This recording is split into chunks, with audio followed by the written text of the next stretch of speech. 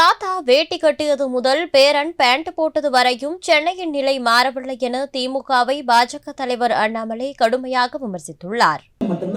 வேற ஊரு போனா தான் பஸ் ஸ்டாண்ட்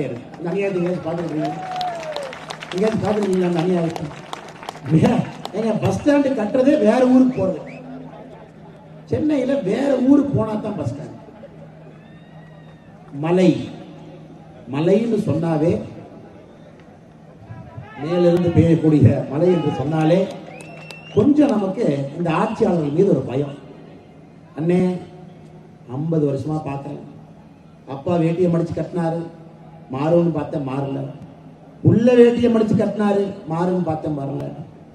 இன்னைக்கு பேரை வேட்டியை மடிச்சு கட்டினா திட்டு வாங்கின பேண்ட்டை போட்டு வந்துட்டாரு. இன்னைக்கு அப்படியே தான் இருக்கு. சென்னையை பொறுத்தவரை மழை வந்தால் பிரச்சனை என்பது ஆண்டாண்டு காலமா இருக்கு.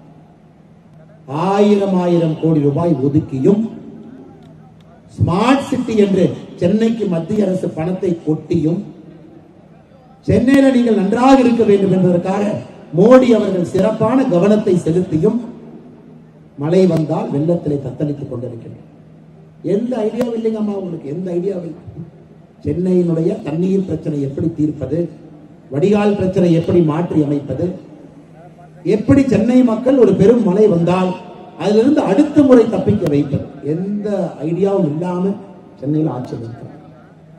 இந்த ஒரு காரணத்திற்காக இந்தியாவில் இருக்கக்கூடிய எல்லா பெரும் மாநகரமும் பாரதிய ஜனதா கட்சியின் பக்கம். டெல்லியில 7 எம்பி பிஜேபி.